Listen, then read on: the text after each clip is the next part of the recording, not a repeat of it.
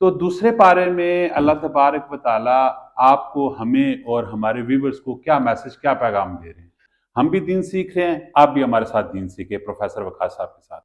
السلام علیکم، میرا نام ہے کامران احمد۔ جیسا کہ آپ کو پتہ ہے کہ ڈیلی گپ شپ کے پلیٹ فارم سے اور کامران آفیشیل کے پلیٹ فارم سے آپ مجھے اکثر دیکھتے رہتے ہیں۔ آج دوسرا رمضان ہے، ہم نے پروگرام جو شروع کیا ہے قرآن پاک کی تفسیر، تو کل کی ویڈیو بھی آپ لوگوں نے بہت زیادہ پسند کی ہے، اور آج کی ویڈیو یہ ہے کہ ہمارا جو پارہ ہے، دوسرا پارہ، اس کی تفسیر میرے ساتھ موجود ہے پروفیسر وقاص صاحب۔ وہ بیان کریں گے کہ دوسرے پارے میں اللہ تبارک و تعالیٰ آپ کو اور مجھے کیا میسج دے رہے ہیں۔ ہم بھی دین سیکھ رہے ہیں، آپ بھی ہمارے ساتھ دین سیکھیں پروفیسر وقاص صاحب کے ساتھ۔ جی السلام علیکم۔ وعلیکم السلام ورحمۃ اللہ۔ ماشاءاللہ جی، کل کی ویڈیو تو بہت ہی اچھی گئی ہے، لوگوں نے کافی اس کو پسند کیا۔ تو دوسرے پارے میں اللہ تبارک و تعالیٰ آپ کو، ہمیں اور ہمارے ویورز کو کیا میسج، کیا پیغام دے رہے ہیں؟ میں کل ہی کی تسلسل کو آگے بڑھاؤں گا۔ کل جو پہلا پارہ ہے اس کے جو آخری حصہ ہے، آیت نمبر 124 سے لے کر 141 تک، اس میں اللہ تعالیٰ پھر ہمیں ملت ابراہیم کی تاریخ بتاتا ہے، اور ہمیں یہ بتاتا ہے کہ ابراہیم علیہ السلام نے کیسے بیت اللہ کو تعمیر کیا، اور اسلام کی تاریخ ہمیں بتاتا ہے۔ اس کے بعد پھر دوسرا پارہ شروع ہوتا ہے، اور دوسرے پارے میں شروع میں ہی اللہ تعالیٰ سیقول السفہاء کہہ کر تحویل قبلہ کا حکم ہمارے سامنے رکھتے ہیں۔ اصل میں جب یہود اور بنی اسرائیل خاص طور پر وہ قیادت اور امامت کے منصب پر فائز تھے، تو ان کا جو قبلہ تھا اس کی طرف تمام دنیا کے مسلمان رخ کر کے نماز پڑھتے تھے۔ جب اسلام آیا، نبی کریم صلی اللہ علیہ وسلم کی بعثت ہوئی، تو مکہ میں بھی اور مدینہ کے ابتدائی چند مہینوں میں بھی نبی کریم صلی اللہ علیہ وسلم نے بھی بیت المقدس یعنی فلسطین کی طرف رخ کر کے نماز پڑھی۔ یہ گویا اس وقت اس بات کا اظہار تھا کہ سابقہ شریعت میں قبلہ وہ تھا، لیکن پھر چونکہ بنی اسرائیل کو اللہ تعالیٰ نے معزول کر دیا، تو ان کا قبلہ بھی ختم کر کے اور بیت اللہ کو مسلمانوں کا قبلہ قرار دیا، اور نبی کریم صلی اللہ علیہ وسلم کو حکم دیا کہ اب وہ بیت اللہ کی طرف نماز پڑھیں رخ کر کے۔ اور اگر آپ دیکھیں تو جن لوگوں کو شرف حاصل ہوا ہے حج اور عمرے کا، تو مدینہ طیبہ میں ایک مسجد ہے، مسجد قبلتین۔ جی بالکل۔ یہ وہ مسجد ہے کہ جہاں نبی کریم صلی اللہ علیہ وسلم ظہر یا عصر کی نماز پڑھ رہے تھے اس جگہ پر، اور بیت المقدس کی طرف رخ کر کے نماز پڑھ رہے تھے، اور نماز کے دوران ہی تحویل قبلہ کا حکم آ گیا، اور نبی کریم صلی اللہ علیہ وسلم نے نماز توڑے بغیر نماز کے اندر ہی اپنا رخ بیت المقدس سے بیت اللہ کی طرف کر دیا، اور صحابہ کرام نے بھی آپ کے ساتھ رخ بدل دیا، اس لیے وہ مسجد قبلتین یعنی دو قبلوں والی مسجد وہ مشہور ہو گئی ہے۔ اچھا، اس پہ ایک میرا کوشچن آتا ہے، وہ یہ آتا ہے کہ جو بیت المقدس والا قبلہ تھا، ابھی اس کی کیا حیثیت ہے اور کیا مقام ہے؟ اس کے متعلق تھوڑا وہ بتائیے گا۔ ہمارے لیے محترم اس لیے ہے کہ وہ مسلمانوں کا قبلہ اول ہے، انبیاء کی کا مدفن ہے، اس پر اللہ تعالیٰ نے اس جگہ میں ہزاروں انبیاء وہ بھیجے ہیں، اس کو اللہ تعالیٰ نے ارض مقدس کہا ہے، اور نبی کریم صلی اللہ علیہ وسلم جب اسراء اور معراج پر تشریف لے گئے تو اسی جگہ پر آپ نے تمام انبیاء کی امامت کروائی ہے، لہٰذا وہ، اور قرآن پاک نے اسے مسجد اقصیٰ قرار دیا ہے،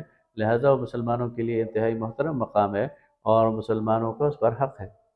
ٹھیک ہو گیا، آگے چلیے۔ اس کے بعد پھر امت مسلمہ، جس کو اللہ تعالیٰ قیادت اور امامت کے منصب پر فائز کر رہا ہے، اس کو اللہ تعالیٰ یہ حکم دے رہا ہے کہ وَكَذَلِكَ جَعَلْنَاكُمْ أُمَّةً وَسَطًا لِتَكُونُوا شُهَدَاءَ عَلَى النَّاسِ، ہم نے تمہیں ایک درمیانی اور متوسط امت بنا دیا ہے، لِتَكُونُوا شُهَدَاءَ عَلَى النَّاسِ، تاکہ تم لوگوں پر، عام انسانوں پر گواہی دو، وَيَكُونَ الرَّسُولُ عَلَيْكُمْ شَهِيدًا، اور رسول تم پر گواہی دیں۔ یہ اس بات کا اعلان ہے کہ اب اس دنیا پر تم اللہ کے نمائندے ہو، اللہ کا پیغام اللہ کے رسول نے تم تک پہنچا دیا ہے، اور اب یہ تمہارا کام ہے کہ اس پیغام تک رہتی انسانیت تک پہنچاؤ۔ تو یہ وہ کام ہے جو امت مسلمہ نے ہر دور میں کیا ہے، اور آج بھی امت مسلمہ کو یہ کام اپنے اپنے انداز میں کرنا چاہیے کہ پوری دنیا کے انسانوں تک اللہ کا پیغام پہنچانا چاہیے۔ یہ مسلمانوں کا ایک فرض منصبی ہے جو اللہ تعالیٰ اس صورت میں ہمارے سامنے رکھتا ہے۔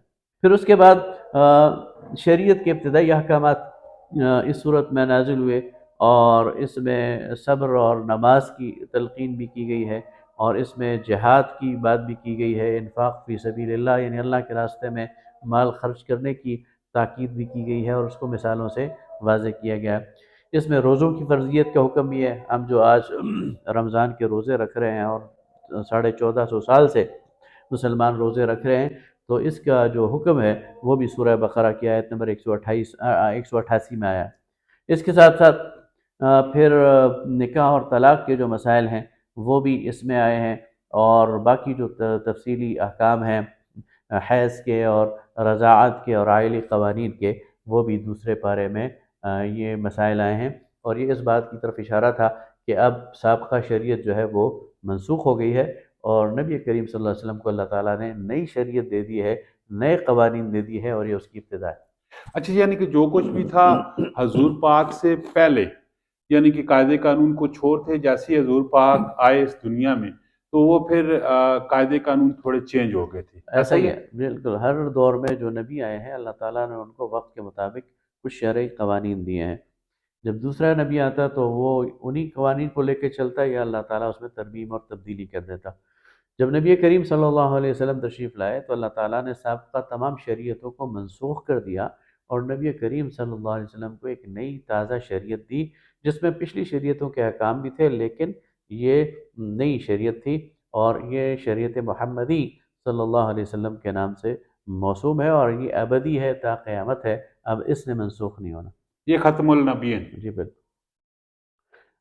یہ تھا جی ہمارے دوسرے سپارے کی تفسیر بیان کی گئی ہے، اور قرآن پاک تو ہر گھر میں موجود ہوتے ہیں، لیکن کافی سارے لوگ جو ہیں وہ الماریوں میں اس کو بند کر کے رکھتے ہیں۔ اگر اس کو آپ کھولیں گے اور اس کو تفسیر سے پڑھیں گے تو کافی کچھ آپ کو یہاں سے مل جائے گا، بلکہ ہماری زندگی میں جو گزر رہی ہے، اور اس کے مقاصد ہم نے کچھ اور بنائے ہوئے ہیں، لیکن دنیا میں آنے کے مقاصد ہمارے کچھ اور ہیں۔ اللہ تبارک و تعالیٰ سے دعا ہے کہ اللہ تبارک و تعالیٰ آپ کو بھی اچھے کاموں پہ چلنے کی توفیق عطا کرے، اور مجھے بھی چلنے کی توفیق عطا کرے۔ اسی طرح کی ویڈیو آتی رہتی ہے، لائک کریں، کمنٹ سیکشن میں اپنی رائے ضرور دیجیے گا۔ ملتے ہیں نیکسٹ ویڈیو میں، فی امان اللہ۔